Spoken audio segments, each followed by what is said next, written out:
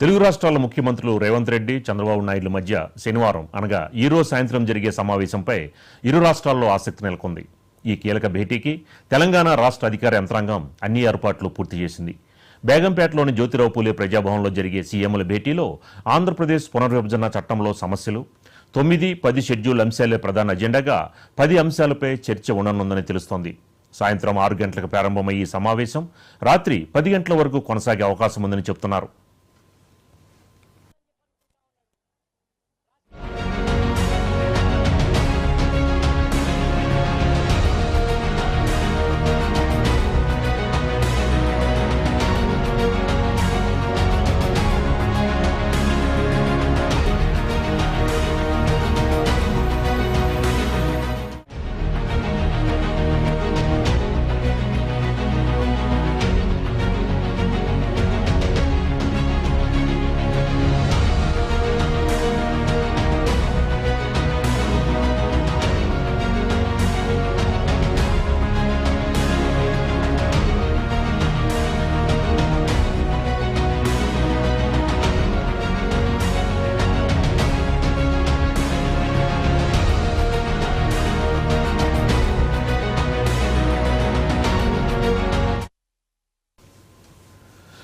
రెండు రాష్ట్రాల సమావేశంలో తీసుకునే నిర్ణయాలపై రెండు రాష్ట్రాల్లోనూ ఆసక్తి నెలకొంది.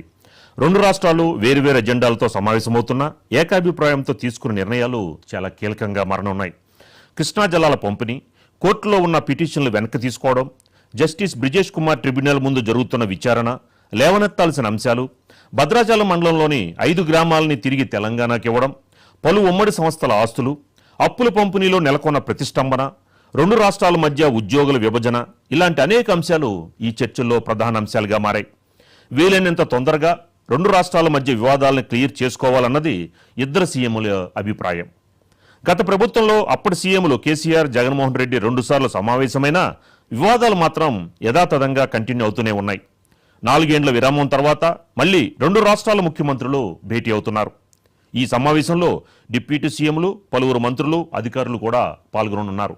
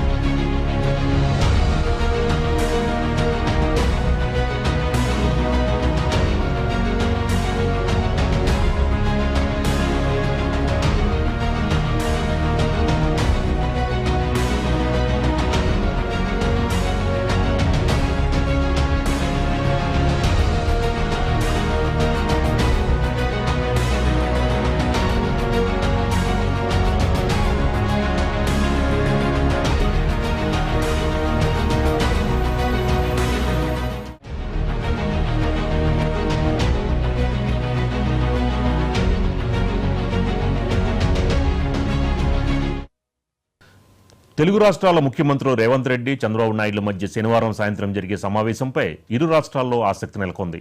ఈ కీలక భేటీకి తెలంగాణ రాష్ట్ర అధికార యంత్రాంగం అన్ని ఏర్పాట్లు పూర్తి చేసింది.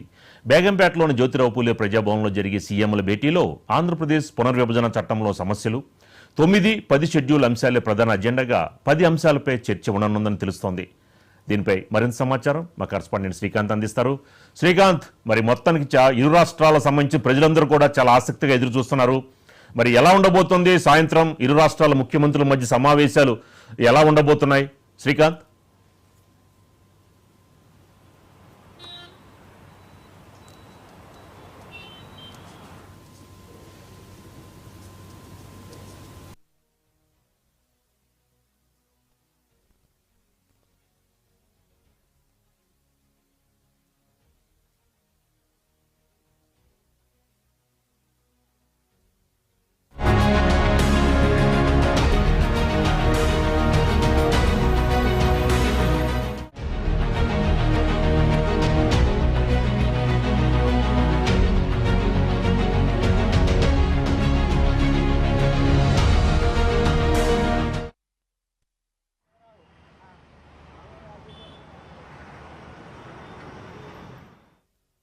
రాష్ట్రాల ముఖ్యమంత్రులు ఈ యొక్క విభజన అంశాలపై ఎలా ఉండబోతోంది, మరి దీనికి సంబంధించిన కూడా అందరూ కూడా ఆసక్తి ఎదురు చూస్తున్నారు. శ్రీకాంత్,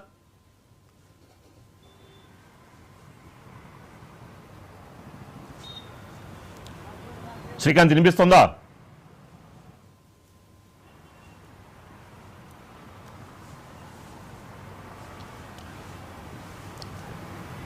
శ్రీకాంత్ ఓకేనా? సీతారామరాజు 6 గంటల ప్రాంతంలో ఈ సమావేశం ప్రారంభం కాబోతుంది. ఇటు ఏపీ నుంచి సీఎం చంద్రబాబు నాయుడుతో పాటు ప్రజాభవన్ వేదికగా ఈ సమావేశం ఉండబోతుంది. ఈ సమావేశంలో పలు కీలక అంశాలు విభజన చట్టంలో పొందుపరిచినట్టయితే ఏదైతే 10 సంవత్సరాలుగా ఉన్నటువంటి అపరిష్కృతమైన అంశాలు ఏవైతే ఉన్నాయో, ఇంకా పరిష్కారం కానివంటి సమస్యలు, వాటిపై ప్రధానంగా చర్చించే అవకాశం కనిపిస్తుంది. ఎందుకంటే గత 10 ఏళ్ళుగా ఇవన్నీ పెండింగ్ పడుతూ వస్తున్నాయి. అయితే ఇరు రాష్ట్రాల సీఎంలు ఈరోజు ప్రజాభవన్లో కూర్చొని మాట్లాడుకునే వేదికకు ఇటు 2 రాష్ట్రాల ప్రజలు హర్షించే విధంగా ఉండబోతుంది. ఒక విధంగా ఉత్కంఠ భరితమైన చర్చ అనేది కూడా చెప్పుకోవచ్చు. ఎందుకంటే చాలా వరకు సెన్సిటివ్ ఇష్యూస్ ఉన్నాయి. దాదాపు 9th 10th షెడ్యూల్కి సంబంధించినటువంటి ఇష్యూస్ కూడా మెయిన్గా చర్చకు వచ్చే అవకాశం ఉంది. ప్రధాన ఎజెండాగా ఉండబోతుంది. ఎందుకంటే ఏపీ రీఆర్గనైజేషన్ యాక్ట్లో పొందుపరిచిన అంశాలు ఏవైతే ఉన్నాయో, అందులో మెజార్టీగా హైదరాబాద్కు సంబంధించినటువంటి, హైదరాబాద్లో ఉమ్మడి రాజధానిగా ఉన్నటువంటి ఆస్తులకు సంబంధించి ఎక్కువ ఉన్నటువంటి పరిస్థితులు ఉన్నాయి. ఈ నేపథ్యంలోనే 9th 10th షెడ్యూల్లో ఉన్నటువంటి 91 సంస్థల్లో దాదాపు 68 సంస్థలకు సంబంధించి ఏకాభిప్రాయం వచ్చినప్పటికీ షీలా బేడి కమిషన్ చెప్పినటువంటి వేసింది. ఆ కమిషన్ ఆల్రెడీ ఇరు రాష్ట్రాల సంప్రదింపులతో ఏకాభిప్రాయంకి వచ్చినాయి. కానీ దాదాపు 23 సంస్థలకు ఏకాభిప్రాయం కుదరలేదు. అయితే ఇటు తెలంగాణ నుంచి అబ్జెక్షన్ చెప్తూ వచ్చారు, కొన్ని ఏపీ అబ్జెక్షన్ చెప్తూ వస్తుంది. అయితే ఈరోజు దానికి ఒక కొలిక్కి వచ్చే అవకాశం అయితే కనిపిస్తుంది.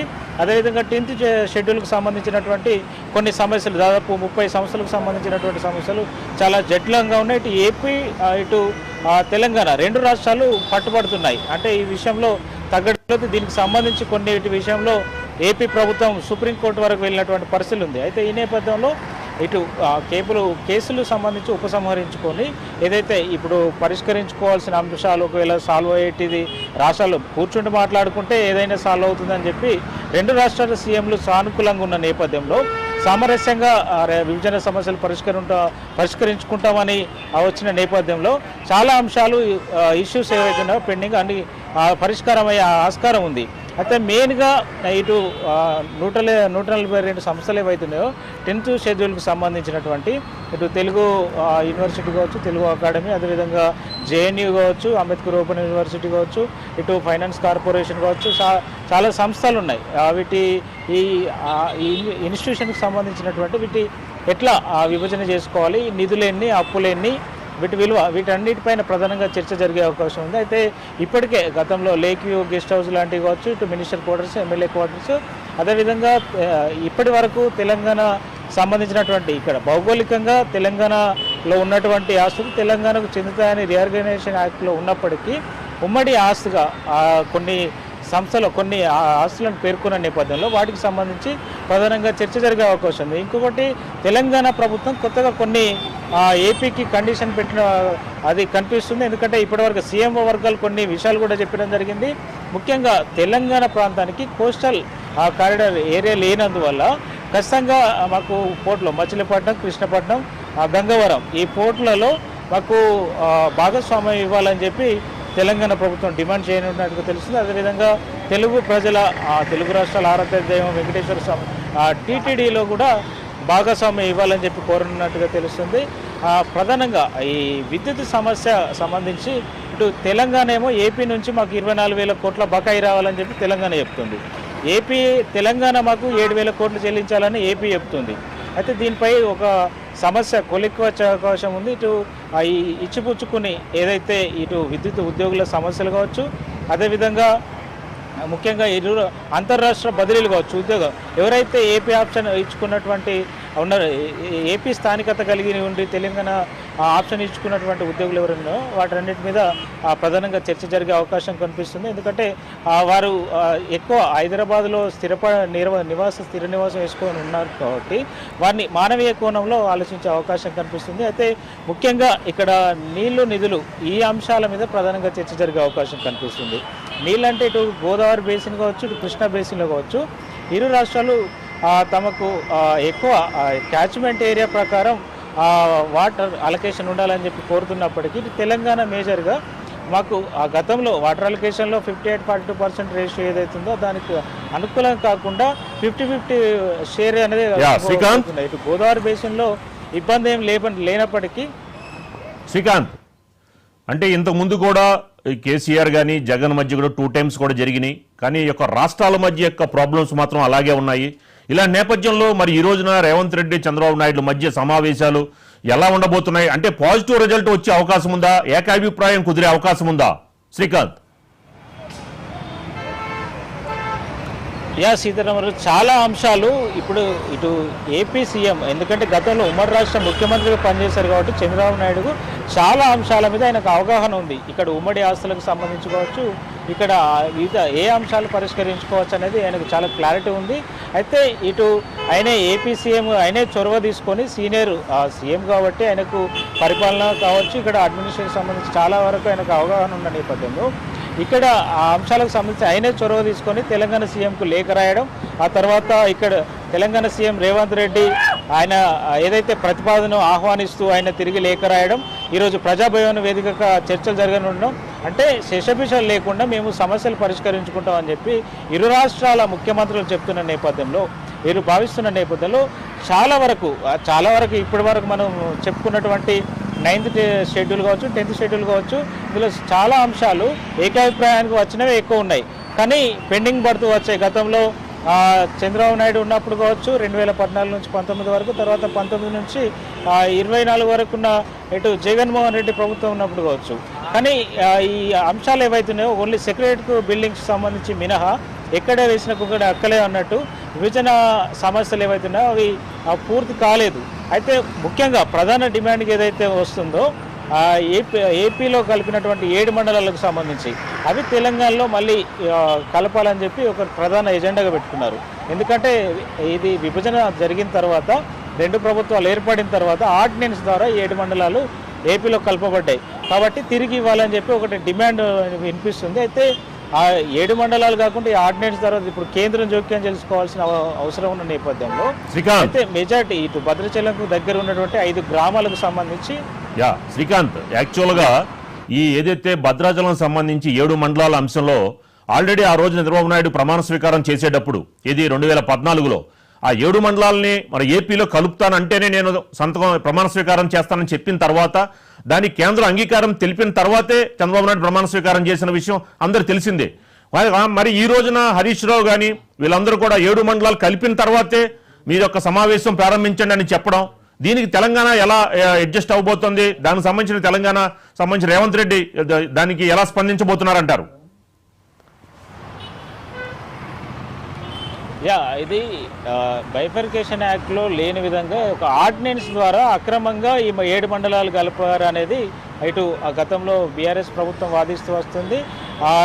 ఇప్పుడు కాంగ్రెస్ ప్రభుత్వం కూడా రేవంత్ రెడ్డి సర్కార్ కూడా ఇది ఎజెండాలో పెట్టారు. ఎందుకంటే అక్రమంగా కలిపారనేది ఈ వాదన వినిపిస్తుంది తెలంగాణ.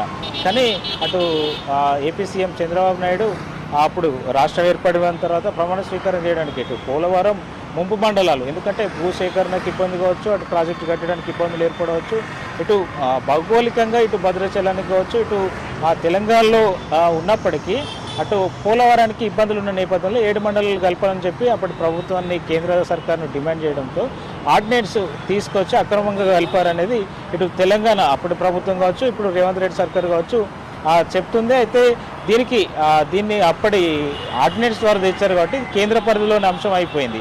ఇటు రాష్ట్రాలకు సంబంధించినటువంటి ఒక 5 గ్రామాలకు సంబంధించి మాత్రం మనం ఇక్కడ చూసుకోవచ్చు సీతారామరాజు, ఇటీవల ఏకగ్రీవ తీర్మానాలు కూడా ఇస్తూ వస్తున్నారు. ఆ ప్రజలకు సంబంధించి చూడొచ్చు. పిచ్చుకలపాడు, కన్నాయిగూడెం, పురుషోత్తపట్నం, గుండాల, ఏటపక్క గ్రామ పంచాయతీలు, వీటిపైన ఒక ఏకాభిప్రాయం వచ్చిందనేది మాత్రం తెలుస్తుంది. ఎందుకంటే ఇరు రాష్ట్రాలు ఇప్పటికే సంప్రదింపులు జరుపుకున్నాయి, ప్రజలకు సంబంధించి వినతులు వచ్చాయి, ఏకగ్రీవ తీర్మానాలు వచ్చిన నేపథ్యంలో మంత్రులు కూడా రిక్వెస్ట్ చేస్తున్న నేపథ్యంలో ఈ గ్రామాలను తెలంగాణలో విలీనం చేయాలని కోరుతున్నారు. అయితే ఈ 7 మండలాల ఇష్యూ మాత్రం సెన్సిటివ్గా ఉంది. ఎందుకంటే అక్కడనే సీలేర్ పవర్ ప్రాజెక్ట్ ఏదైతే ఉందో అదే సమయంలో ఏపీలో కలిపినటువంటి పరిస్థితి కనిపిస్తుంది. 7 మండలాల్లో భాగంగా వెళ్ళింది. దీనిపై కూడా తెలంగాణ పట్టుబట్టే అవకాశం కనిపిస్తుంది. మెయిన్గా ఈ 7 మండలాల ఇష్యూతో పాటుగా ఇటు విద్యుత్ సంబంధించిన అంశం, మెయిన్గా వాటర్ అలొకేషన్, శ్రీశైలంలో కృష్ణా బేసిన్కి సంబంధించి ఇటు కృష్ణా రివర్ మేనేజ్మెంట్ బోర్డు ప్రాజెక్టులన్నీ అప్పనంగా అప్పచెప్పారు, అటు ఏపీకి వాటర్ లాభం జరిగేలా చేశారని చెప్పి బీఆర్ఎస్ ప్రధాన ప్రతిపక్షం ఇటు కాంగ్రెస్ సర్కార్ వచ్చిన కొద్ది రోజుల్లోనే ఆరోపణలు చేసింది. ఇది ఎదురుదాడి చేసిందని చెప్పవచ్చు. అసెంబ్లీ వేదిక పెద్ద రచ్చ జరిగిందని చెప్పవచ్చు. అయితే దీనికి కౌంటర్గా వాటర్ అలొకేషన్ మొదటి నుంచి చెప్తూ వస్తున్నారు. మెయిన్గా తెలంగాణ రాష్ట్రం ఏర్పడింది నీళ్లు నిధులు నియామకాలు స్లోగన్తో.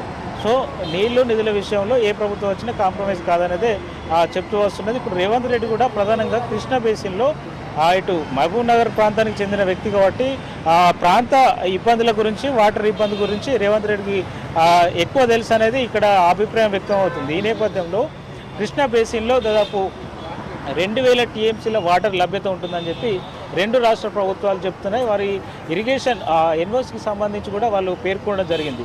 ఈ నేపథ్యంలోనే ఇటు ఏపీకి సంబంధించిన గతంలో వాటర్ అలొకేషన్ ఏదైతే 512 టీఎంసీలు ఏపీలకి, 299 టీఎంసీ తెలంగాణకు అలొకేషన్ చేశారు. కానీ 50-50 రేషియోలో ఇవ్వాలని చెప్పి ఇటు తెలంగాణ డిమాండ్ చేస్తున్నటువంటి పరిస్థితి. అయితే ఇరు రాష్ట్రాల సీఎంలు ఈరోజు కూర్చొని సుదీర్ఘంగా జరిగే అవకాశం కనిపిస్తుంది. ఈ 10 సంవత్సరాల పాటు కొనసాగుతూ వచ్చిన సమస్యలు కాబట్టి ఏకాభిప్రాయం ఉన్న ఏవైతే అంశాలు ఉన్నాయో వాటిపైన ఒక క్లారిటీకి వచ్చే అవకాశం ఉంది. ఇవి అయితే ఈరోజు పరిష్కారం అయ్యే ఆస్కారం ఉంది.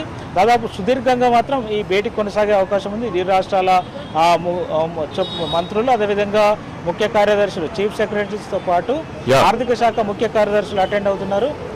ఏకాభిప్రాయం ఉన్న చాలా అంశాలు క్లియర్ అయ్యే అవకాశం కనిపిస్తుంది. Sitaramaraju. Right, thank you Srikanth.